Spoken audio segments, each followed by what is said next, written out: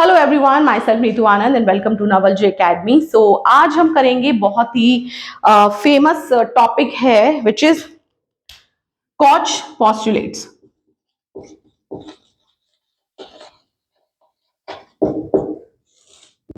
And germ theory of disease.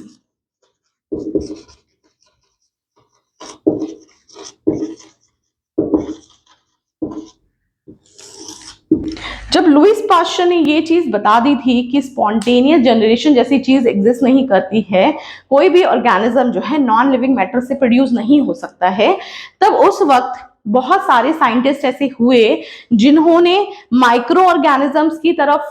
Researches करनी शुरू की और उन्होंने जो दूसरा फैक्टर था जो कि एक्चुअल में रिस्पॉन्सिबल होता है डिजीज के लिए, उसको देखना शुरू किया और नंबर ऑफ रिसर्चेस हुई। एक आए थे जॉन टिंडल,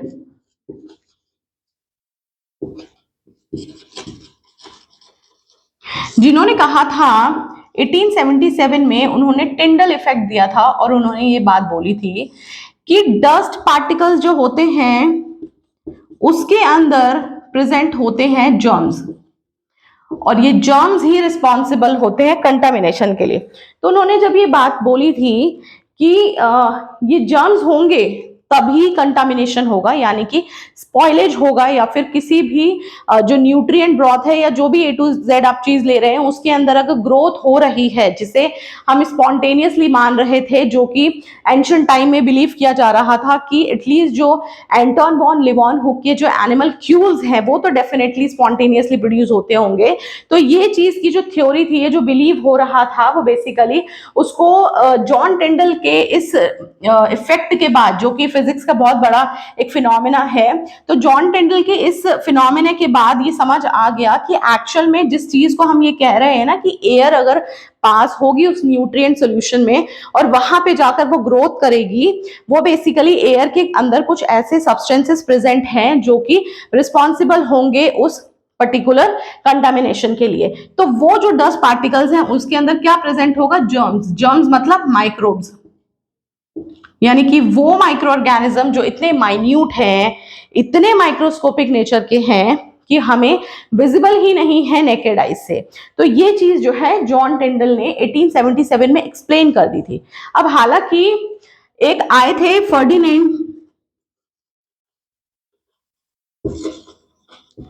फर्डिनेंड कोन ने लुईस पास्चर के बाद ही, जब लुईस पास्चर ने अपना स्वान नेक एक्सपेरिमेंट दे दिया था, उसके बाद जो फर्डिनेंड कोन है उन्होंने एंडोस्पोर्स फाइंड आउट किए और उन्होंने कहा कि देखिए जो भी प्रीवियसली एक्सपेरिमेंट्स हुए, अगर उसको हाई हीट पे गर्म करने के बाद भी अगर उसके अंदर और उसे पूरा कंप्लीटली कवर करने के बाद भी अगर ये पॉसिबिलिटी है कि ग्रोथ हो रही है माइक्रो ऑर्गेनिजम्स की, या फिर जो भी वो उस टाइम बिलीव कर रहे थे कि वो प्रेजेंट होगा, कोई ऐसा वाइटल फोर्स या जो भी कोई ऐसा फैक्टर था रिस्पॉन्सिबल उस ग्रोथ के लिए, तो उन्होंने कहा फर्डिनेंड कोन ने कि वो बेसिकली एंडोस्पोर्स होते हैं। एंडोस्पोर्स क्या है? एंडोस्पोर्स वो एक आउटर कवरिंग है बैक्टीरिया की। बेसिकली बैक्टीरिया जो है जब भी अनफेवरेबल कंडीशन में होता है, जब भी अनफेवरेबल यानी कि उसकी लाइफ को सपोर्ट ना करने वाली जो कंडीशंस होंगी, अगर वो उस अनफेवरेबल कंडीशन में होगा बैक्टीरिया, तो वो अपने चारों तरफ ना एक कोट डेवलप कर लेगा जिसे एंडोस्पोर कहा जाएगा और उस कोट की वजह से वो खुद को प्रोटेक्ट कर पाएगा। इसका मतलब ये है कि अगर आप हाई हीट पे भी इन एंडोस्पोर्स को गर्म करते हैं या फिर उस कल्चर को जिसमें बैक्टीरिया है, अगर आप उसे गर्म करते हैं हाई हीट पे, तो वो भी उसको किल नहीं कर पाएगा। तो एंडोस्पोर, तो ये बात फर्डिनेंड कोन ने बताई थी 1868 में। उन्होंने कहा था कि एंडोस्पोर जैसी भी चीजें होती हैं, अगर आप जो है अपने कल्चर को बहुत अच्छे से हीट भी कर दिया है तो भी कुछ ऐसे बैक्टीरिया होते हैं जो कि वहां पर सरवाइव कर जाएंगे, और अगर आप उसे कंप्लीटली कवर कर देते हैं, एक ऐसे एनवायरमेंट में रखते हैं जहां पर एयर भी स्टेराइल होगी और जो न्यूट्रिएंट है वो भी स्टेराइल होगा, तभी भी ये पॉसिबिलिटी है कि ग्रोथ हो जाए। वो पॉसिबिलिटी होगी इस एंडोस्पोर की वजह से। तो जॉन टिंडल ने भी कुछ ऐसे बैक्टीरिया निकाले ढूंढ के, उन्होंने भी कहा कि कुछ ऐसे बैक्टीरिया होते हैं जो हाई हीट रेजिस्टेंट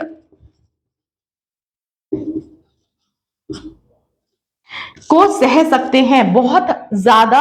हीट को भी बर्दाश्त कर सकते हैं, क्योंकि फर्डिनेंड कोहन ने ये बात बोल दी थी कि वो एंडोस्पोर्स होते हैं, तो इन्होंने भी कुछ इस तरह के हाई रेजिस्टेंट, जो हीट रेजिस्टेंट बैक्टीरियाज को खोज निकाला था जॉन टिंडल ने।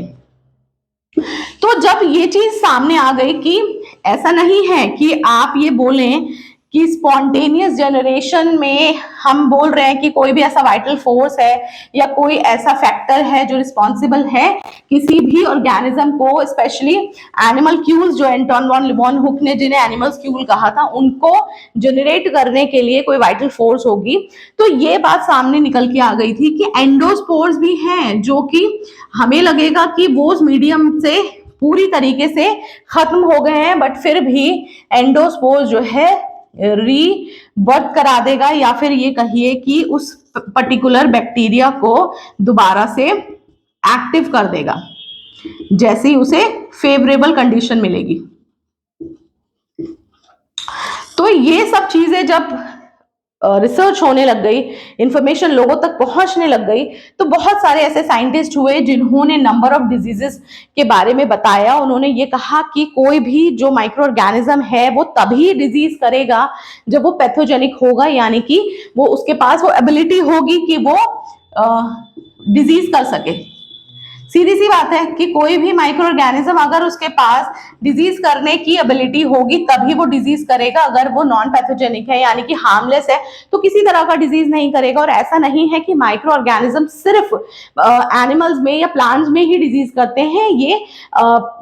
क्या कहते हैं ह्यूमंस में या फिर इन सब में कर रहे हैं, ये अदर माइक्रो ऑर्गेनिजम्स को भी अफेक्ट कर देते हैं, या फिर जो छोटे इंसेक्ट्स हैं उनको भी अफेक्ट करते हैं। तो इसी चीज के लिए एक्चुअल में लुईस पास्चर जो है उन्होंने बहुत सारे नंबर्स ऑफ डिस्कवरीज किए थे, और लुईस पास्चर का जो नाम है वो एक्चुअल में हिस्ट्री में सबसे ऊपर समझ लीजिए, एंटोन वॉन हुक हो गए, रॉबर्ट कॉच हो गए, लुईस पास्चर हो गए, इन सब का, रॉबर्ट हुक हो गए, इन सब का नाम जो है टॉप मोस्ट उस पे आता है, क्योंकि इन्होंने जो रिसर्चेस की उससे आज के टाइम पे जो हम साइंस पढ़ रहे हैं, माइक्रोबायोलॉजी की साइंस जो पढ़ रहे हैं, वो इतना एडवांस लेवल पे एक्चुअल उन्हीं की वजह से हुई है। पूरा क्रेडिट जो है इन साइंटिस्ट को जाता है जिन्होंने नंबर ऑफ रिसर्चेस की, और उन्होंने बहुत सारे ऐसे माइक्रो ऑर्गेनिजम्स को ढूंढ निकाला, ऐसे डिजीजेस को ढूंढ निकाला जो एक्चुअल में हिस्ट्री में बहुत बड़ा डिस्ट्रक्शन कॉज कर रहे थे, जिसके पीछे जो माइक्रो ऑर्गेनिज्म है उसका क्योर उन्होंने ढूंढा, सो दैट जो धीरे धीरे जो नंबर ऑफ डेथ्स है वो कम हुए।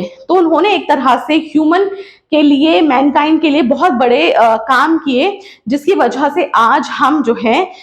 इजीली किसी कोई भी बीमारी होती है तो उसकी मेडिसिन हमें आसानी से मिल जाती है, किसी भी डिजीज का क्योर मिल जाता है। तो ये जो है इन्हीं की वजह से हुआ था। तो एक्चुअल में जब डिजीजेस की डिस्कवरीज चल रही थी तो उस टाइम पे ना जो भी कोई साइंटिस्ट होते थे वो बहुत अलग अलग फील्ड में काम कर रहे थे। तो एक साइंटिस्ट थे जिनका नाम था एगस्टिनो बेसी।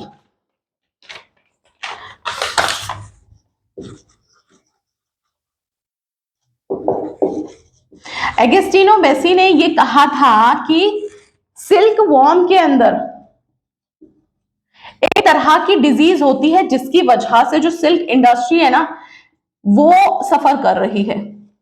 यानी कि सिल्क प्रोडक्शन नहीं हो रहा है। सिल्क प्रोडक्शन नहीं हो रहा है क्योंकि सिल्क वॉर्म के अंदर कुछ तरह के डिजीज हैं। इवन इस चीज को भी लुईस पास्चर ने और इन्होंने मिलके जो है ये पता लगाया कि किस तरह से जो सिल्क वॉर्म है उसको एक तरह की फंगस है जो अफेक्ट कर रही है और उसमें डिजीज कर रही है सिल्क वॉर्म में। तो इतना ज्यादा मतलब उस वक्त लुईस पास्चर को इतना अप्रिशिएट किया जाता था उनके काम के लिए कि खुद फ्रेंच गवर्नमेंट ने ये लुईस पास्चर को बोला और उनसे कहा कि देखिए आप इस चीज के पीछे इन्वेस्टिगेट कीजिए कि क्यों जो सिल्क इंडस्ट्री है वो इतना ज्यादा लॉस में जा रही है, क्या कारण है कि सिल्क बॉम के अंदर डिजीज हो रही है और सिल्क इंडस्ट्री अफेक्ट हो रही है। तो लुइस पास्चर ने खुद इस डिजीज के ऊपर अगस्टिनो बेसी के साथ मिलकर खुद इस डिजीज के ऊपर रिसर्च की और उन्होंने ये पता लगाया कि एक्चुअल में एक फंगस है जो कि रिस्पॉन्सिबल है इस पर्टिकुलर डिजीज के लिए। तो उसी दौरान एक्चुअल में माइक्रोबायोलॉजी का ना गोल्डन पीरियड चल रहा था। वो गोल्डन पीरियड इसलिए चल रहा था क्योंकि बहुत रिसर्च हो रही थी और जो भी रिसर्च होती थी उसमें कोई ना कोई ऐसा ऑर्गेनिज्म या ऐसा कोई पर्टिकुलर डिजीज निकल के आता था और उसका क्योर ढूंढा जाता था। तो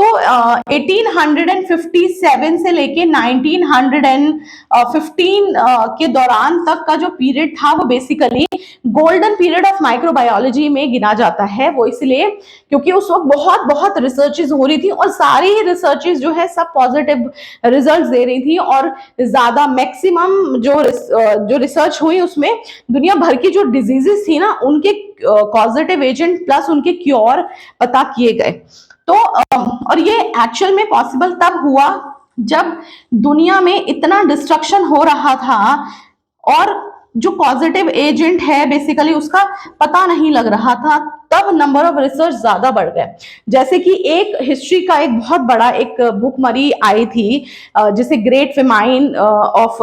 आयरलैंड कहा जाता है, जो कि इतना बड़ा फेमाइन था या फिर भुखमरी थी जिसमें आयरलैंड की 25% पॉपुलेशन जो है वहां से माइग्रेट कर गई थी और नंबर ऑफ डेथ्स जो है मिलियंस में थे। ऐसे ही मैंने आपको एक डिजीज बताई थी अपने प्रीवियस लेक्चर में जो कि ब्लैक डेथ करके एक डिजीज है जो कि प्लेग से हो रही थी।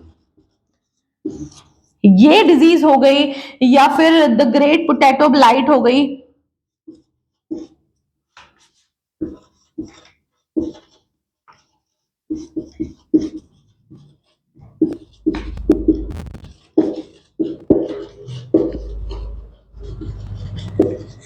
पोलियो हो गया, स्मॉल पॉक्स हो गया, रेबीज एक्सेट्रा, बहुत सारी बीमारियां जो भी पास्ट में हो रही थी वो बेसिकली डिस्ट्रक्शन बहुत ज्यादा करती थी, जिसकी वजह से ये जो टाइम पीरियड था बेसिकली इसे गोल्डन पीरियड भी इसलिए कहा जाता है क्योंकि नंबर ऑफ डिस्ट्रक्शन भी इसी पीरियड में बहुत ज्यादा हुए थे, जिसकी वजह से एट लास्ट लोगों ने हार के ये चीज पता करनी शुरू की और इतनी रिसर्च की कि दुनिया भर की हमें डिजीजेस आज के तारीख में पता है। वो सिर्फ ये पॉसिबल हो पाया जब यहाँ पे इस दौरान जो है नंबर ऑफ रिसर्चेस हुई और एक्चुअल में इतना एडवांस हो गया साइंस कि आज हम हर तरह की बीमारी का क्योर जानते हैं, मेडिसिन जानते हैं, vaccine, antibiotic, antiviral, A to Z जो भी मेडिसिन है वो आज की तारीख में हमें पता है क्योंकि पास्ट में बहुत अच्छी रिसर्चेस हुई थी। और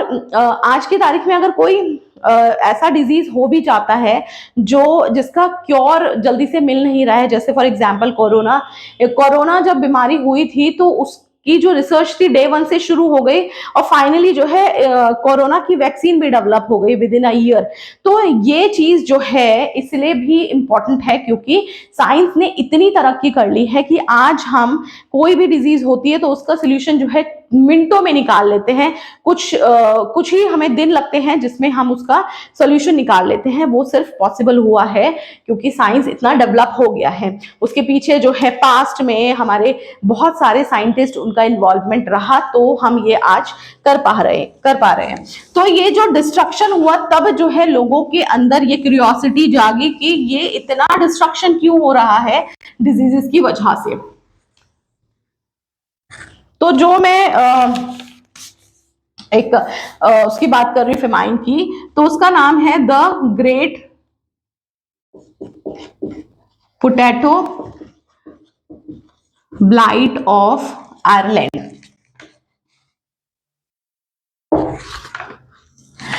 ये जो बीमारी थी इसमें मिलियंस ऑफ डेथ हुए थे, मिलियंस माइग्रेट हो गए थे। तो इस बीमारी का जो एक्चुअल कॉजेटिव एजेंट है वो एक फंगस है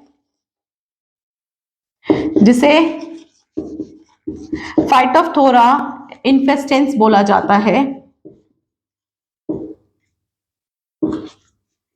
एक्चुअल में होता क्या है कि जो पोटैटो का अगर आपने प्लांट देखा होगा तो वो छोटे छोटा मतलब छोटे प्लांट्स है जिसमें लीव्स होते हैं, है ना, ऊपर लीव्स होंगे और नीचे जो रूट्स होंगे ना, रूट्स में वो पोटैटो का वेजिटेबल लगेगा। ठीक है, तो जब फोटोसिंथेसिस होता है तभी ये चीज पॉसिबल होती है, क्योंकि फोटोसिंथेसिस क्या है, है फूड मैकेनिज्म जो जिसमें प्लांट जो है फूड प्रोड्यूस करेंगे with the help of CO2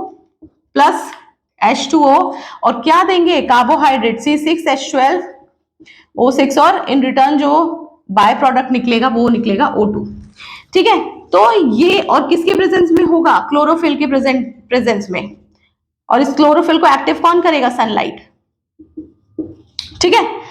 अब ये क्लोरोफिल कहां प्रेजेंट होता है, क्लोरोफिल प्रेजेंट होता है लीफ के अंदर।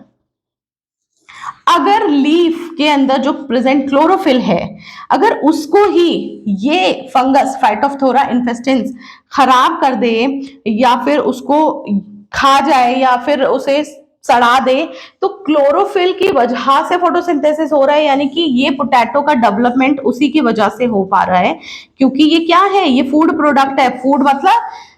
कार्बोहाइड्रेट। ठीक है, तो यहां पर ये डेवलपमेंट पॉसिबल नहीं होगा अगर फाइटोप्थोरा इन्फेस्टेंस ने इस लीफ को ही खराब कर दिया हो। तो यही हुआ था आयरलैंड में 1845 में। 1845 में यही चीज हुई थी कि जो लीफ थी उनको, मतलब पूरे आयरलैंड के पोटैटो में ये फाइटोप्थोरा इन्फेस्टेंस ने इन्फेक्शन कॉज किया था, और ये सारे ही प्लांट्स जो थे पोटैटो के सब खराब हो गए थे, जिसकी वजह से एक्चुअल प्रोडक्शन जो था CO2 कार्बोहाइड्रेट का वो नहीं हो पाया था, यानी कि पोटैटो नहीं डेवलप हो पाए थे, जिसकी वजह से क्या हुआ कि जो एक्चुअल में मेन स्टेपल रहा होगा आयरलैंड का उस दौरान वो पोटैटो था, तो जिसकी वजह से भुखमरी हुई थी। 4-5 साल ये पूरा जो है भुखमरी का दौर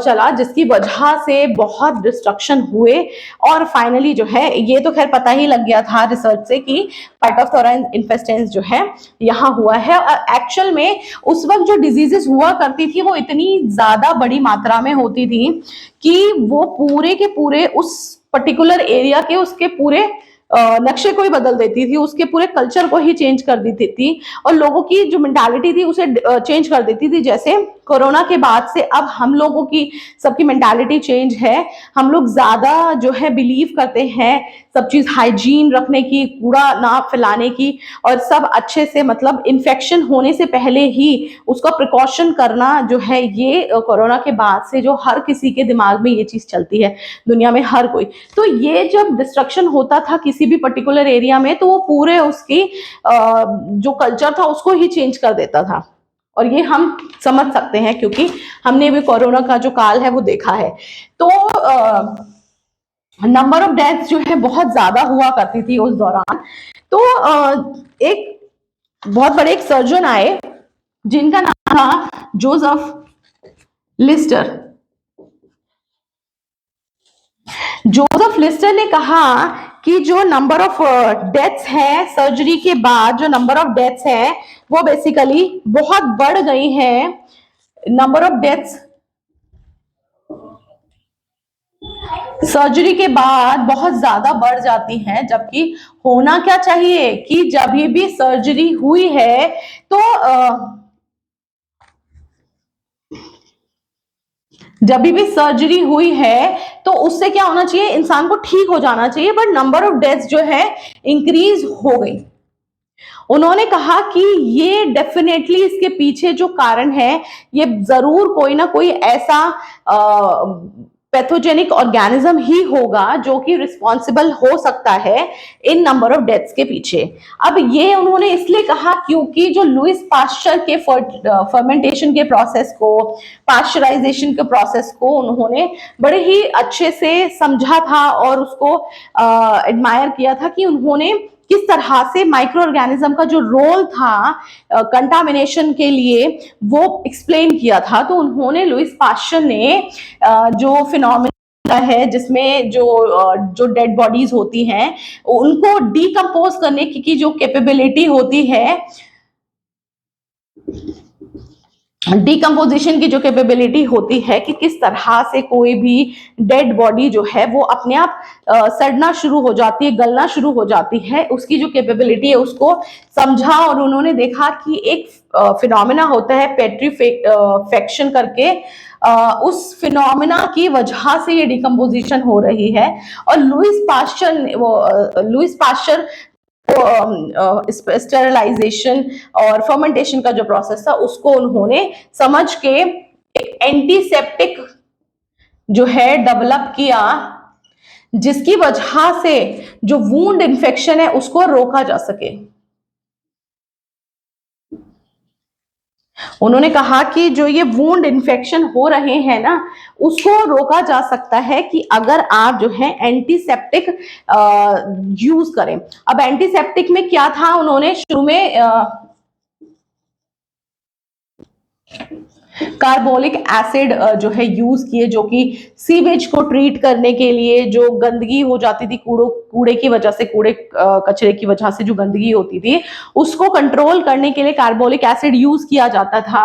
और बाद में उन्होंने जो है फिनोल यूज किया वुंड को क्लीन करने के लिए। जो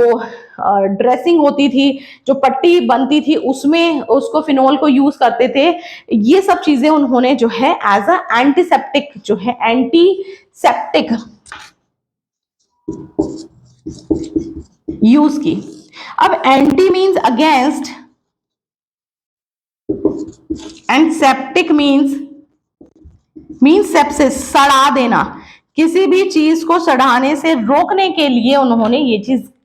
जो है उसके लिए उन्होंने एंटीसेप्टिक का प्रोडक्शन किया। जोसेफ लिस्टर को जो है फादर ऑफ मॉडर्न सर्जन बोला जाता है, और हमारे ही इंडिया के बहुत एक रिनाउंड नाम हुए सुश्रुत, उनको फादर ऑफ सर्जरी बोला जाता है, क्योंकि उन्होंने ही सबसे पहले नोज ग्राफ्टिंग और जो सर्जरी की जो टेक्निक्स थी वो बताई थी। तो इसलिए जो है इनका जो काम था, इन्होंने जो है एंटीसेप्टिक्स डेवलप किए जिससे नंबर ऑफ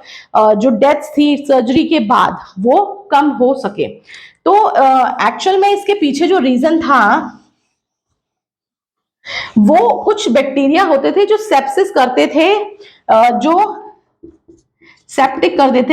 देते थे, या फिर आप ये कहिए कि वो सेप्सिस करते थे, यानी कि वो सड़ाने का काम करते थे, और साथ में वो गैंग्रीन कॉज कर देते थे, जिसकी वजह से जो है किसी भी इंसान के अंदर जो है उसकी बॉडी सड़ना शुरू हो जाती थी उस पर्टिकुलर सर्जरी के बाद, और उससे नंबर ऑफ डेथ्स जो है इंक्रीज हो जाती थी। तो उन्होंने ये बहुत बड़ा एक काम किया था एंटीसेप्टिक बनाकर। और आज के टाइम पे कोई भी सर्जरी होती है उसमें अगर जो भी कोई इंस्ट्रूमेंट यूज हो रहा है तो लुइस पास्चर का जो स्टेरिलाइजेशन का टेक्निक है प्लस एंटीसेप्टिक यूज किया जाता है, जैसे कि डिटॉल हो गया, या फिर जो स्टेरिलाइजेशन है हाई हीट का जो फिनोमेना है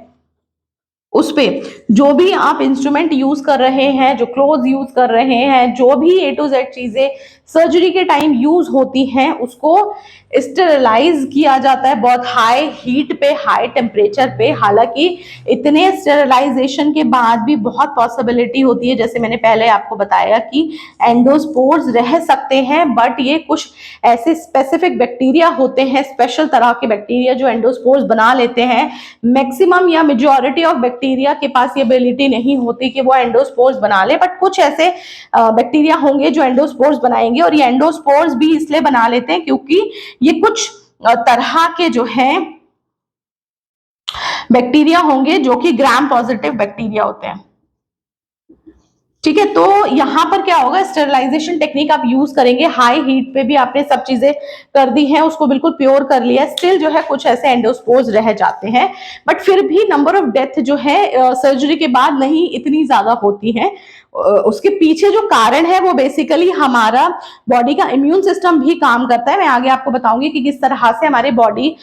यही मतलब हिस्ट्री का ही ये पार्ट है। बेसिकली जो माइक्रोबायोलॉजी का मैं ये अभी फिलहाल आपको ये लेक्चर्स दे रही हूँ, ये बेसिकली एक इंट्रोडक्शन है, एक तरह से एक बेस बिल्डअप किया जा रहा है, सो दैट आप जब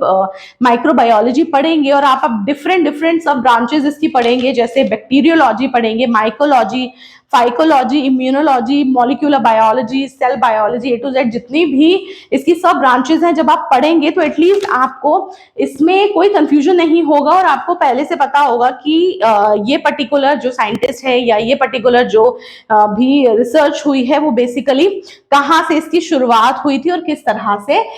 शुरुआत हुई होगी। तो ये हम हिस्ट्री ऑफ माइक्रोबायोलॉजी में पढ़ रहे हैं। अभी फिलहाल मैं इसका ये चैप्टर 1 चल रहा है, हिस्ट्री ऑफ माइक्रोबायोलॉजी, जिसमें मैं आपको एक तरह से उसका बेस सेट कर रही हूँ। देन उसके बाद हम आगे फर्दर सब सारा ही जो है माइक्रोबायोलॉजी का जो सिलेबस है वो कंप्लीट करेंगे। तो यहाँ पर जो स्टेरिलाइजेशन का टेक्निक है, एंटीसेप्टिक का जो टेक्निक है, वो आज भी जोसेफ लिस्टर और लुइस पास्चर की जो टेक्निक्स है आज भी सर्जरी में यूज होते हैं और इसके बिना कोई भी सर्जरी कंडक्ट नहीं की जाती है। इवन एंटीसेप्टिक तो बहुत ही ज्यादा जरूरी है। नॉर्मल भी अगर कोई चोट लग जाती है तभी भी हम एंटीसेप्टिक यूज करते हैं, क्योंकि हमें पता है कि सॉइल के अंदर ऐसे पैथोजेनिक बैक्टीरिया हो सकते हैं जो कि इन्फेक्शन कॉज कर सकते हैं, या कोई भी ऐसा पैथोजेनिक माइक्रो ऑर्गेनिज्म हो सकता है जो डिजीज कॉज कर सकता है। तो जोसेफ लिस्टर के इन चीजों के बाद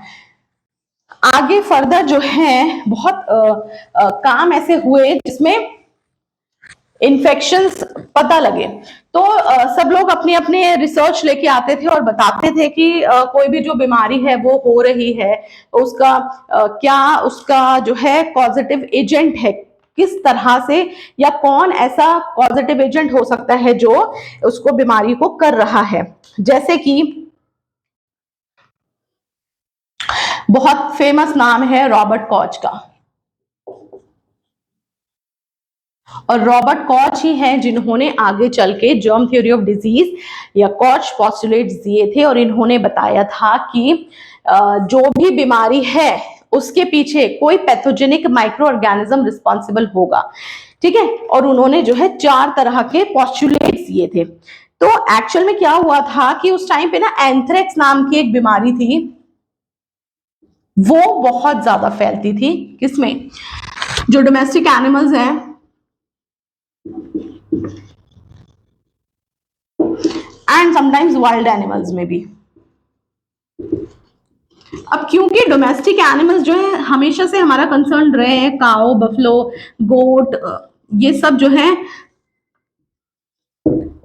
ये सब कंसर्न रहे हैं। तो एक्चुअल में जो एंथ्रेक्स है वो एक तरह का ऐसा पैथोजेनिक माइक्रो ऑर्गेनिज्म है जो एंथ्रेक्स नाम की बीमारी कर रहा है, और इसकी वजह से क्या हो रहा है, जो बफलोज हैं, काउज हैं, या जो गोट हैं, जितने भी डोमेस्टिक एनिमल्स हैं, उनकी डेथ हो रही थी। तो एंथ्रेक्स की वजह से ये हो रहा था। तो रॉबर्ट कॉच ने देखा कि ये बीमारी बहुत तेजी से फैल रही है एनिमल्स में।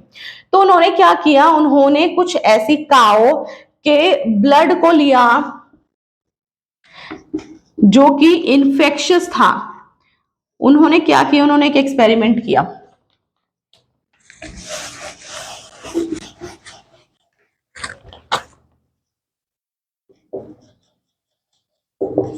Experiment of Robert Koch.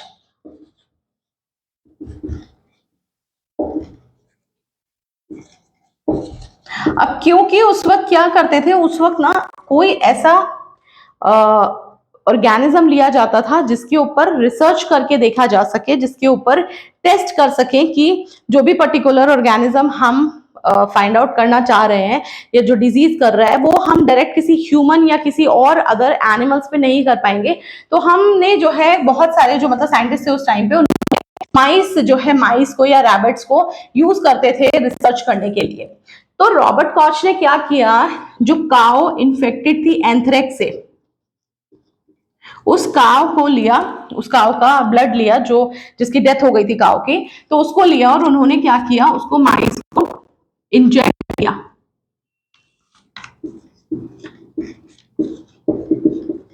Infected blood.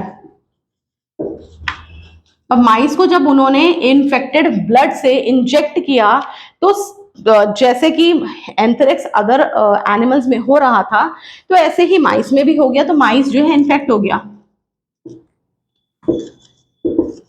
अब जब माइस इन्फेक्ट हो गया तो उन्होंने उसको उसके ब्लड को आइसोलेट किया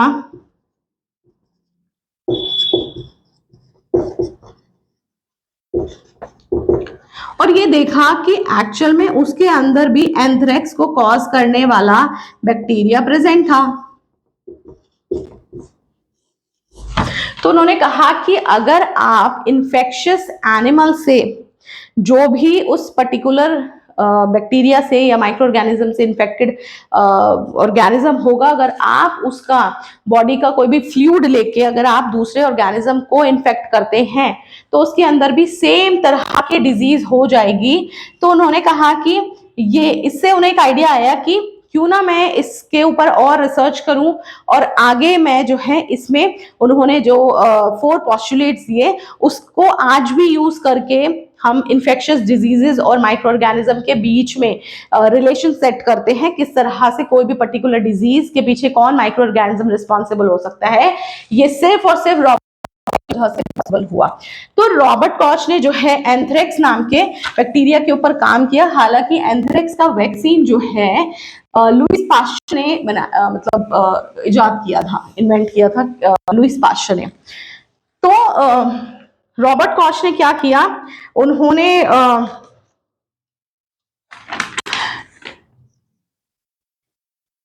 एंथ्रेक्स के ऊपर काम करके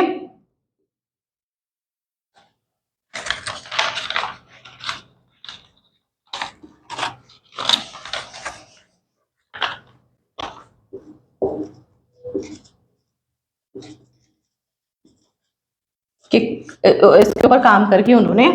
4 पोस्टुलेट्स दिए। एक्चुअली इनके काम को एंथ्रेक्स के जब इन्होंने एंथ्रेक्स का काम किया, बेसिकली एंथ्रेक्स जो है होता है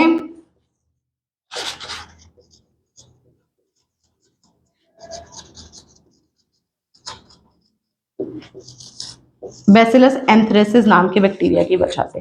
तो जब उन्होंने एंथ्रेक्स के ऊपर रिसर्च किया तब उनके काम को शायद इतनी इंपॉर्टेंस नहीं दी गई। जब उन्होंने टीबी यानी कि ट्यूबरकुलोसिस के ऊपर काम किया तब उनको ज्यादा इंपॉर्टेंस मिली और इवन उनको उसके लिए नोबेल प्राइज भी मिला। तो उन्होंने जो 4 पोस्टुलेट्स दिए, जिसमें से पहला पोस्टुलेट ये कहता है कि कोई भी जो माइक्रो ऑर्गेनिज्म है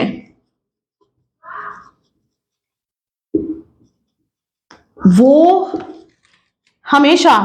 इन्फेक्टेड इंडिविजुअल में निकलेगा, यानी कि जो इन्फेक्टेड होगा उसी के अंदर वो पर्टिकुलर माइक्रो ऑर्गेनिज्म आप देख सकते हैं, किसी हेल्दी इंडिविजुअल में आप उसको नहीं देख पाओगे। जो उनका सेकेंड पोस्टुलेट था वो ये कहता था कि जो भी आपने पर्टिकुलर माइक्रो ऑर्गेनिज्म को आइसोलेट किया है उस इन्फेक्टेड ऑर्गेनिज्म से, अगर आप उसे कल्चर करते हैं तो वो उस पर्टिकुलर मीडियम में ग्रो होगा, वहां से आप उसे आइसोलेट करेंगे, इनोक्यूलेट करेंगे, देन उसी पर्टिकुलर इनोक्यूलम से अगर आप कोई और अदर ऑर्गेनिज्म इन्फेक्ट करते हैं तो सेम तरह की डिजीज उस दूसरे ऑर्गेनिज्म में भी होगी। और आप जब उस दूसरे ऑर्गेनिज्म में के सैंपल को टेस्ट करेंगे तो आप जब उसे कल्चर करते हैं तो सेम तरह का ही माइक्रो ऑर्गेनिज्म प्रोड्यूस होगा। दैट मीन्स जो उनके 4 पोस्टुलेट थे उसमें पहला पोस्टुलेट जो है ये कहता है कि कोई भी हेल्दी ऑर्गेनिज्म जो है वो जैसे फॉर एग्जाम्पल जैसे एंथ्रेक्स की बात हम करते हैं तो बैसिलस एंथ्रेसिस अगर किसी ऑर्गेनिज्म किसी पर्टिकुलर एनिमल के अंदर है, अगर आपने उसको वहां से आइसोलेट किया है, उसका ब्लड लिया है या कोई भी अदर जो फ्लूइड बॉडी का है वो लेके आपने अगर इन्फेक्ट कराया है किसी अदर हेल्दी ऑर्गेनिज्म को, तो सेम तरह के डिजीज जो है हुई है। जैसे माइस के अंदर उन्होंने एक्सपेरिमेंट किया था तो उन्होंने कहा था कि सेम तरह की डिजीज हुई थी उस माइस को भी, और उस माइस का जो सैंपल उन्होंने लिया और अगर उन्होंने उसको कल्चर किया तो सेम तरह का बैक्टीरिया ग्रो होगा और वो सेम तरह का बैक्टीरिया जो है अदर ऑर्गेनिज्म में सेम ही तरह की बीमारियां करेगा। ये एक तरह से ट्राइड एंड टेस्टेड तरीका था जिससे कोई भी ऑर्गेनिज्म जो डिजीज कॉज कर रहा है उसमें और एक हेल्दी इंडिविजुअल में डिफरेंशिएट कर सके, सो दैट कि हमें पता लगे कि जो पर्टिकुलर माइक्रो ऑर्गेनिज्म है ये स्पेसिफिक डिजीज कॉज कर रहा है, अदर कोई ऑर्गेनिज्म इसके लिए इन्वॉल्व नहीं है। तो जो उनके 4 पोस्टुलेट्स आए थे रॉबर्ट कॉच के, तो उन्होंने जब काम किया था ट्यूबरकुलोसिस, तो उनको बहुत अप्रिसिएशन मिला था और इनको इतना अप्रिसिएशन मिला था, इन्हें नोबेल प्राइज भी मिला था ट्यूबरकुलोसिस के इसको रिसर्च करने के लिए। तो वो जर्म थ्योरी ऑफ डिजीज के एक तरह से उन्होंने स्थापना की थी रॉबर्ट कॉच ने, जर्म थ्योरी ऑफ डिजीज, जिसमें आज भी हम जो है इस चीज को बिलीव करते हैं कि जो भी कोई पर्टिकुलर माइक्रो ऑर्गेनिज्म है वो एक्चुअल में इसकी जो कॉजेटिव एजेंट है प्लस उसका जो क्योर है और किस तरह से हम डिफ्रेंशिएट कर सकते हैं। तो एक्चुअल में जो बैसिलस एंथ्रेसिस था वो इसलिए भी इतना हाईलाइटेड था क्योंकि जब हम जो भी कोई पर्टिकुलर ऑर्गेनिज्म जो जैसे काव हुई या फिर जो भी डोमेस्टिक एनिमल जब उसकी डेथ हो जाती थी और उसको बरी किया जाता था सॉइल के अंदर, तो वहां पर भी जो माइक्रो ऑर्गेनिज्म है बैसिलस एंथ्रेसिस जो है सरवाइव कर जाते थे, वहां वो रह जाते थे, उनके छोटे छोटे जो कुछ ग्रुप्स होते थे जो बैक्टीरिया है वो वहां रह जाते थे, जिसकी वजह से क्या होता था कि वो अगेन सॉइल में मिक्स हो जाते थे और कोई भी जो एनिमल है अगर वहां से घास खा रहा होता था तो वो घास के थ्रू उसकी बॉडी के अंदर चले जाते थे और उसको एंथ्रेक्स कर देते थे। अब ये एंथ्रेक्स जो है ये सिर्फ एनिमल्स में नहीं था, डोमेस्टिक एनिमल या वाइल्ड एनिमल में ही नहीं था, इसके पीछे जो है इवन ये ह्यूमंस तक को इन्फेक्ट कर देता था। अगर हम उन डोमेस्टिक एनिमल्स में उसका जो मिल्क है अगर हम वो पी लें या फिर उन्हें टच कर ले इन्फेक्टेड एनिमल को, तो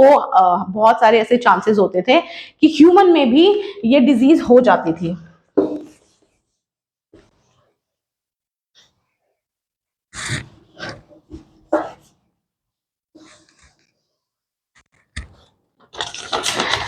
अच्छा, उसके बाद ना माइक्रो ऑर्गेनिज्म में जो टेक्निक रॉबर्ट कॉच ने बोली, जो उनकी जर्म थ्योरी ऑफ डिजीज की जो टेक्निक थी, जिसमें उन्होंने ये कहा कि हम किसी भी माइक्रो ऑर्गेनिज्म को आइसोलेट करके उसको कल्चर कर सकते हैं। इसका मतलब क्या है कि उसको कल्चर करने की टेक्निक भी किसने दी? रॉबर्ट कॉच ने।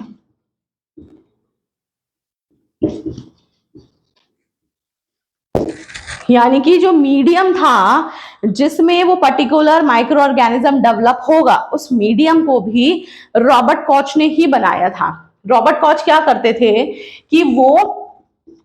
पोटैटो लेते थे, बॉइल्ड पोटैटो, और उसको कट करके कोई भी माइक्रो ऑर्गेनिज्म को ग्रो करने की कोशिश करते थे।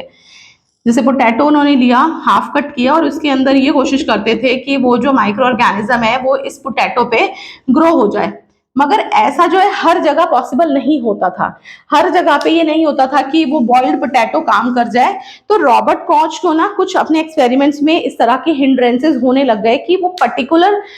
जो माइक्रो ऑर्गेनिज्म जो वो ग्रो करना चाह रहे हैं अपने एक्सपेरिमेंट के लिए, वो पोटैटो पे नहीं ग्रो हो पाता था। तो उन्होंने क्या किया, उन्होंने कुछ एनिमल बॉडी के अंदर प्रेजेंट फ्लूइड जैसा मटेरियल डेवलप किया जिसे उन्होंने न्यूट्रिएंट कल्चर कहा,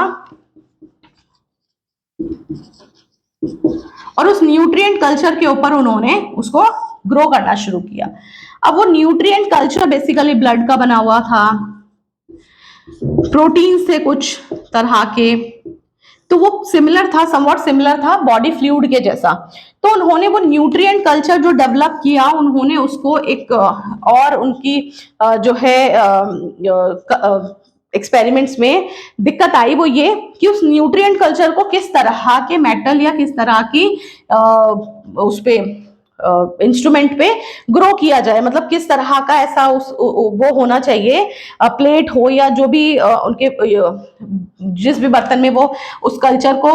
ग्रो करने मतलब उस कल्चर को बनाने की कोशिश करते थे, वो किस तरह का होना चाहिए कि जो माइक्रो ऑर्गेनिज्म है उसकी वजह से ना ग्रोथ ना सफर करे। तो उन्होंने क्या किया, उन्होंने एक तरह मतलब उनका ही एक असिस्टेंट था, पेट्री करके उनका नाम था।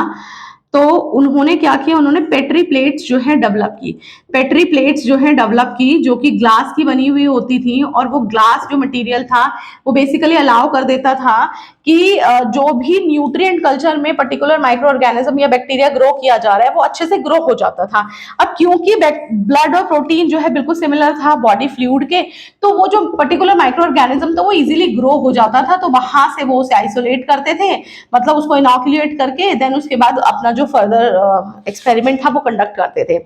बट उनके इस न्यूट्रिएंट कल्चर का एक बहुत बड़ा ड्रॉबैक ये था कि जो न्यूट्रिएंट कल्चर था जिसको उन्होंने सॉलिड करना था, मतलब उसको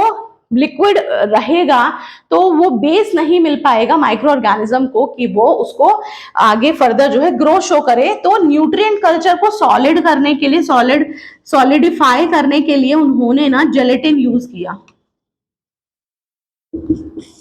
उन्होंने जेलेटिन यूज किया। जेलेटिन जो है जेली लाइक सब्सटेंस होता है जो जेलीज वगैरह में यूज होता है, तो उन्होंने वो यूज किया, उन्होंने उसको सॉलिडिफाई किया। बट फिर भी उनके अब इस चीज में काफी मुश्किलें आ रही थी, क्योंकि जो जेलेटिन है वो रूम टेम्परेचर पे जो है लिक्विड में हो जाता है, लिक्विड बन जाता है। अगर रूम टेम्परेचर पे हो तो वो लिक्विड हो जाएगा। अब उन्हें दोबारा से परेशानी आ रही थी, क्योंकि उन्हें ये पता था कि कोई भी बैक्टीरिया का कल्चर तभी हो पाएगा जब वो जो सरफेस है वो स्थिर रहे, वो हिले ना। तो यहाँ पे जो वो जेलेटिन यूज कर रहे थे वो लिक्विड हो जाता था रूम टेम्परेचर पे। अब वो जो भी एक्सपेरिमेंट सर्दियों में करते होंगे वो तो आराम से हो जाता होगा, बट गर्मियों में जैसे ही टेम्परेचर हाई होता होगा उनका जो मीडियम होता होगा वो लिक्विड में कन्वर्ट हो जाता होगा। तो उनको इतनी परेशानी आ रही थी, तो उनके एक और जो है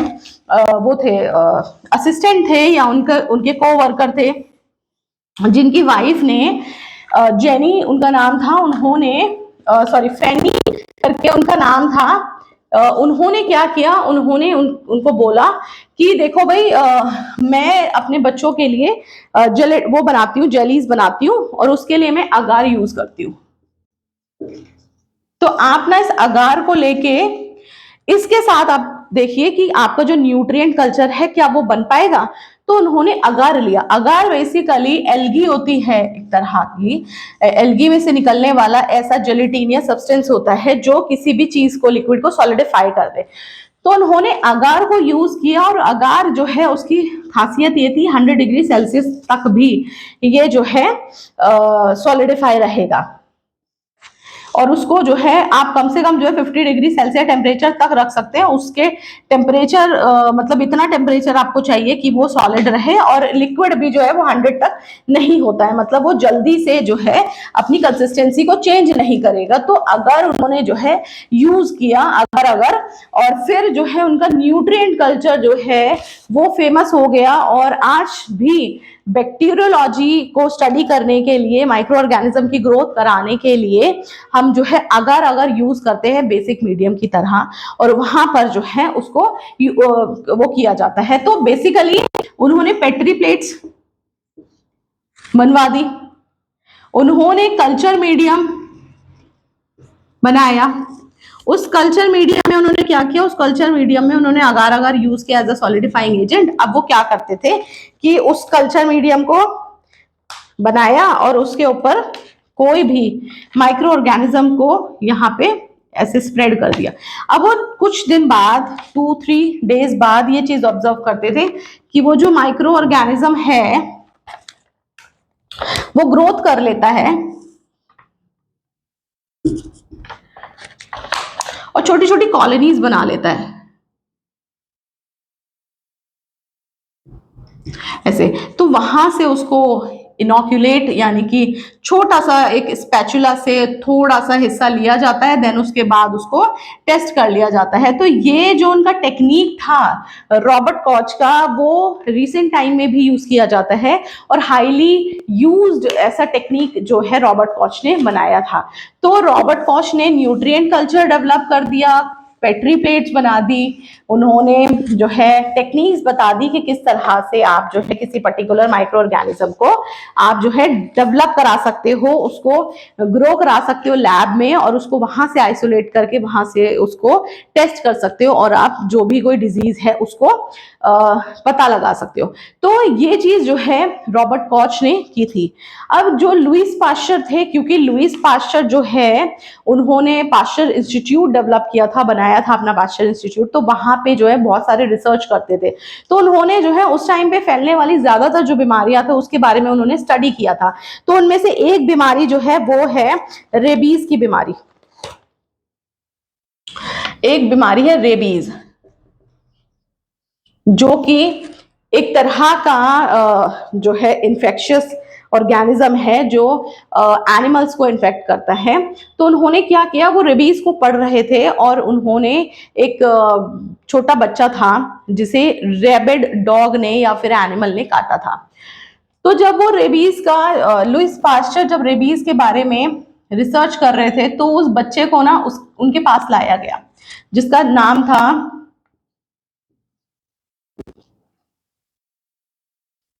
जोसेफ मिस्टर। तो इन्होंने क्या किया, इस 8 या 9 साल का बच्चा होगा, इसको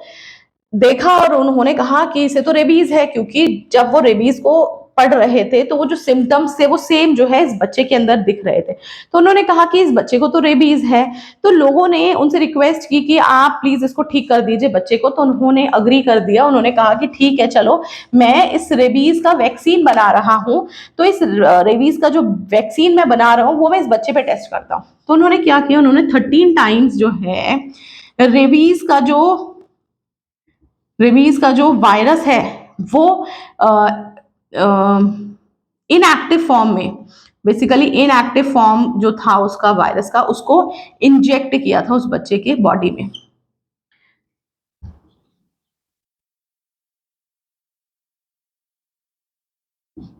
ठीक है, तो उन्होंने क्या किया, उस बच्चे के बॉडी के अंदर उस जो रेबीज का वायरस था जो कि इनएक्टिव फॉर्म में था उसको इंजेक्ट किया 13 टाइम्स। तो धीरे धीरे धीरे उस बच्चे की बॉडी के अंदर कुछ इस तरह की एक्टिविटी हुई कि वो जो रेबीज का इन्फेक्शन था वो धीरे धीरे ठीक होना शुरू हो गया। अब इसके पीछे का जो फिनोमिना है वो मैं एक्सप्लेन कर देती हूँ। बेसिकली होता क्या है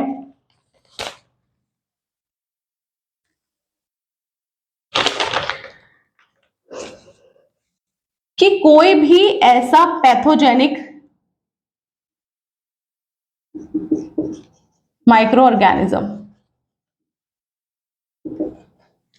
जब भी ज्यादा लंबे टाइम के लिए, जैसे रॉबर्ट कॉच ने जब कल्चर किए थे मीडियम्स में माइक्रो ऑर्गेनिज्म, तो अगर ज्यादा लंबे टाइम के लिए वो रह जाए उस मीडियम में तो वो इनएक्टिव होना शुरू, एटीन्यूएट हो जाते हैं। क्या होता है, उसकी जो पावर है कम हो जाती है। ठीक है, अब उसकी पावर जो है पैथोजेनिक माइक्रो ऑर्गेनिज्म की पावर कम हो गई, जिससे क्या हुआ, जब वो बॉडी में इंजेक्ट कराया जाएगा तो उसकी वजह से बॉडी कुछ तरह से बिहेव करेगी। तो बॉडी क्या करती है, बॉडी में कुछ तरह के ऐसे सब्सटेंसेस प्रोड्यूस होते हैं जो फाइट करना शुरू कर देते हैं, जिन्हें हम कहते हैं इम्यूनोलॉजिकल सेल्स या फिर एंटीबॉडीज। ठीक है, हालांकि ये जो मैकेनिज्म है काफी टाइम बाद एक्सप्लेन किया गया, बट मैं आपको यहाँ पे इसलिए बता रही हूँ क्योंकि जिससे कि आपको समझ आ जाए कि वो जो रेबीज का इन्फेक्शन था वो इस 8 साल के बच्चे में से कैसे खत्म हो गया, उसके पीछे रीजन क्या है, तो इसलिए मैं आपको बता रही हूँ। हालांकि इम्यूनोलॉजी जो है उसका जो फिनोमिना था, किस तरह से हमारी बॉडी जो है, हमारी बॉडी का जो डिफेंस मैकेनिज्म है वो किस तरह से काम करता है, ये काफी टाइम बाद लाइमलाइट में आया था। तो उनको बोला गया एंटीबॉडीज। ठीक है, तो ये एंटीबॉडीज क्या करते हैं, ये एंटीबॉडीज बेसिकली उस पर्टिकुलर माइक्रो ऑर्गेनिज्म को किल करने में हेल्प करती है और बॉडी के अंदर कुछ तरह की मेमोरीज को स्टोर कर देती है, जिन्हें हम बी सेल्स बोलते हैं। और ये बी सेल्स जो है आगे चल के जब भी री इन्फेक्शन होता है या फिर किसी भी पर्टिकुलर माइक्रो ऑर्गेनिज्म का अटैक, जो भी स्पेसिफिक माइक्रो ऑर्गेनिज्म का अटैक प्रीवियसली हुआ था, अगर वही सेम माइक्रो ऑर्गेनिज्म अगर बॉडी पे अटैक करता है तो बॉडी जो है सर्टेन वे में बिहेव करती है और उस माइक्रो ऑर्गेनिज्म को किल कर देती है बी सेल की मेमोरी की वजह से। तो ये जब इन्होंने लुइस पास्चर ने जोसेफ मिस्टर को ठीक कर दिया तो उनका जो रेबीज वैक्सीन था ये सक्सेसफुल हो गया। तो उन्होंने कहा कि देखो भाई, कोई भी पैथोजेनिक माइक्रो ऑर्गेनिज्म को अगर आप एटीन्यूएट कर दो,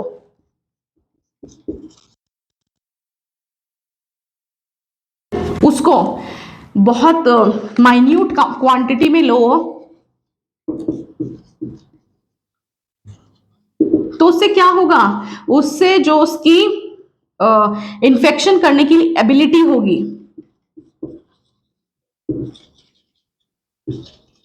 वो क्या होगी, वो स्लो हो जाएगी। तो बॉडी जो है उसके लिए एक तरह से बिहेव करेगी और उस पर्टिकुलर माइक्रो ऑर्गेनिज्म को किल कर देगी। तो यही केस जो है रेबीज के भी उसमें हुआ और वो बच्चा ठीक हो गया। अब जो ये चीज थी, ये जितना भी काम हो रहा था, इससे जो है एक तरह की जो साइंस है वो डेवलप हुई, जिसे हमने कहा इम्यूनोलॉजी। क्योंकि एट लास्ट अगर हम बीमारियों की बात कर रहे हैं, हम माइक्रो ऑर्गेनिज्म की बात कर रहे हैं, तो हम बॉडी की उस एबिलिटी को भी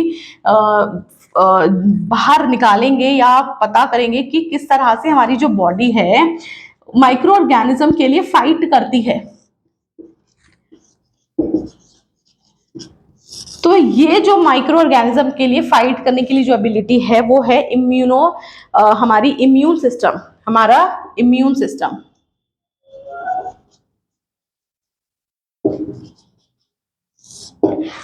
अब बॉडी की इम्यून सिस्टम को भी स्टडी किया जाने लग गया, हमारी बॉडी की एबिलिटी भी जान ली गई कि किस तरह से एंटीबॉडीज जो है, एंटीजन यानी कि कोई भी ऐसा पर्टिकुलर माइक्रो ऑर्गेनिज्म या कोई भी A to Z फैक्टर जो कि हमारी बॉडी का नहीं है, हमारी बॉडी में एंटर होता है, तो उस टाइम पे हमारी बॉडी किस तरह से बिहेव करती है और कैसे माइक्रो ऑर्गेनिजम्स को निकाल देती है। तो ये चीज जो है बैक्टीरिया के डिस्कवरी के बाद और जो भी इन्फेक्शियस डिजीज हो रही थी उसके बाद होना शुरू हो गया। बट क्या हुआ कि जो बैक्टीरियल इन्फेक्शन थे, बैक्टीरियल इन्फेक्शन तो पता लग गए। तो बैक्टीरियल इन्फेक्शन के लिए एक तरह का फिल्टर बनाया गया जिसे कहा गया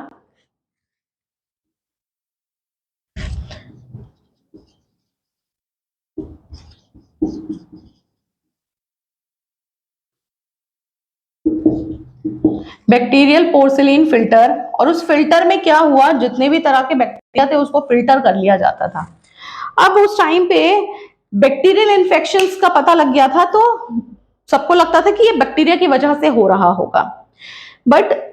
कुछ ऐसे साइंटिस्ट थे जैसे कि जिन्होंने वायरस को भी स्टडी किया। वो एक्चुअली स्टडी तो ये सोच के कर रहे थे कि कोई ना कोई बैक्टीरियल इन्फेक्शन ही होगा। एक्चुअल में क्या हुआ, टोबैको का जो प्लांट होता है, जो टोबैको का प्लांट होता है उसमें एक तरह की डिजीज होती है, उसे कहते हैं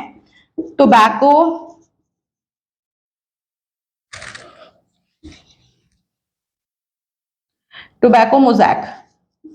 यानी कि उस पर्टिकुलर टोबैको का जो लीव है उसके अंदर कुछ तरह के पैचेस डेवलप हो जाते हैं और वो पैचेस जो हैं एक तरह से उसके प्रोडक्शन को इंहेरेंस कर रहे होते हैं, जिसके वजह से टोबैको डेवलप नहीं हो पाता है। तो ये टोबैको मोज़ैक जो था वो एक तरह का पैटर्न जो है बन गया था इस तरह का। तो इसको ये सोच के इस उम्मीद में किया जा रहा था टेस्ट कि कोई डेफिनेटली बैक्टीरियल इन्फेक्शन होगा जो इस तरह से जो टोबैको का प्लांट है उसको खराब कर रहा है। मगर उनके सोच के विपरीत हुआ कि उन्होंने टोबैको का एक्सट्रैक्ट लेके जब उस पोर्सिलीन फिल्टर से फिल्टर आउट किया, तो वो जो फिल्टर आउट करने के बाद जो एक्सट्रैक्ट था उसको दोबारा से जब इन्फेक्ट कराया प्लांट पे, तो उन्होंने देखा कि जो इन्फेक्शन है वो रीअकर हो गया है। इसका मतलब क्या है कि डेफिनेटली वो बैक्टीरियल इन्फेक्शन तो नहीं होगा, बैक्टीरियल इन्फेक्शन नहीं होगा, इसलिए उस बैक्टीरियल जो बैक्टीरिया के लिए जो पोर्सिलिन फिल्टर बनाया गया था उससे तो वो छन गया था। इसका मतलब क्या है कि वो बैक्टीरिया से भी छोटा जो है फिल्टरेबल वायरस होगा।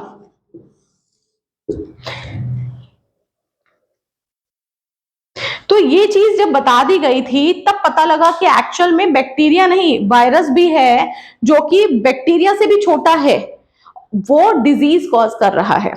और इस तरह की जो डिजीज थी वो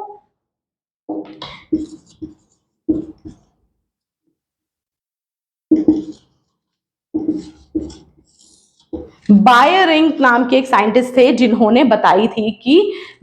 टोबैको के अंदर जो डिजीज हो रही है वो बेसिकली बैक्टीरिया की डिजीज नहीं है, वो एक तरह के फिल्टरेबल वायरसेस हैं जो बहुत ही ज्यादा माइन्यूट है, इवन बैक्टीरिया से भी छोटे हैं। उन जो इन्फेक्शियस पार्टिकल्स हैं वो बेसिकली वायरसेस हैं और उसकी वजह से टोबैको मोज़ेक उसको नाम दिया गया टोबैको मोज़ेक वायरस, TMV। और उस वायरस को नाम दिया बायरिंग ने। तो उन्होंने कहा कि ऐसा नहीं है कि बैक्टीरिया ही रिस्पॉन्सिबल होगा कोई भी डिजीज को करने के लिए, बैक्टीरिया से छोटे भी ऐसे पैथोजेनिक ऑर्गेनिजम्स होते हैं जो कि ए सेलुलर हैं, जो कि ए सेल्यूलर हैं। अगर उनको लिविंग सेल में डालोगे तभी वो इन्फेक्शन कॉज करेंगे, अगर आप उन्हें लिविंग सेल पे नहीं अगर इंजेक्ट करते हो तो वो डिजीज नहीं कॉज कर रहे हैं। और इवन ऐसा भी था कि जो वायरसेस थे वो जो कॉच पॉस्टुलेट का जो 4 पॉस्टुलेट्स उन्होंने दिए थे उस पे खरे भी नहीं उतर रहे थे, क्योंकि ना तो वो कल्चर हो पा रहे थे, ना वो उसको इनोकुलेट करके आप जो है उस कल्चर को इनोकुलेट करके जब आप ट्रांसफर कर रहे थे, तो अगर आपने उसको लिविंग ऑर्गेनिज्म पे इंजेक्ट किया है और ऐसे किसी ऑर्गेनिज्म पे किया है जिसपे वो डिजीज कॉज कर रहा है तो वो करेगा, अदरवाइज ये जो है ए सेलुलर एंटाइटी की तरह ही रहेगा, यानी कि लॉन्ग जो नॉन लिविंग ऑर्गेनिज्म है उसके ऊपर तो वो डेफिनेटली कोई डिजीज ही नहीं कर रहा है। तो यहाँ पे जो है कॉच के पोस्टुलेट को ये नहीं सही ठहरा रहा था वायरस, तो इसलिए जो है क्योंकि वायरस को स्टडी नहीं कर पा रहे थे कंपाउंड लाइट माइक्रोस्कोप में, तो जब इलेक्ट्रॉन माइक्रोस्कोप आए तो इसकी डिस्कवरी काफी तेजी से हुई वायरसेस की। तो बाकी हम आगे पढ़ेंगे किस तरह से जो ये माइक्रोबायोलॉजी का फील्ड है ये बहुत इंपॉर्टेंट है और कौन कौन से ऐसे इंडस्ट्रीज हैं या फिर जो रिक्वायरमेंट है माइक्रोबायोलॉजिस्ट का या माइक्रोबायोलॉजी का जो साइंस है वो कहाँ कहाँ पे किस तरह से इंपॉर्टेंस रखता है, ये हम कल पढ़ेंगे। और उसके बाद में ये पूरा कंप्लीट आपका जो ये चैप्टर है हिस्ट्री ऑफ माइक्रोबायोलॉजी ये कंप्लीट कर दूंगी। देन उसके बाद आगे हम जो है बैक्टीरियोलॉजी यानी कि बैक्टीरिया के स्ट्रक्चर को पढ़ेंगे। तो कल का जो लेक्चर होगा बस वो लास्ट होगा इस वाले पार्ट में, जिसमें जो इसका एडवांटेज है किस तरह से हम माइक्रोबायोलॉजी को पढ़ के कहाँ कहाँ किस किस फील्ड में इसको अप्लाई कर सकते हैं मैं वो पढ़ाऊंगी। देन उसके बाद जो है ये चैप्टर डन है। ओके, तो फिर बाकी कल मिलते हैं। तो कल मैं इसका आगे फर्दर जो है कंप्लीट कर दूंगी इस यूनिट को। आगे फिर हम बैक्टीरियोलॉजी पढ़ेंगे, वायरोलॉजी पढ़ेंगे, आगे बहुत सारे ऐसे चैप्टर्स अभी पढ़ने बाकी हैं। तो आप प्लीज मेरे यूट्यूब चैनल से कनेक्टेड रहिएगा तो मैं आपको नए नए वीडियोस लाके आपको माइक्रोबायोलॉजी के बारे में एक्सप्लेन कर सकूं। So thank you so much.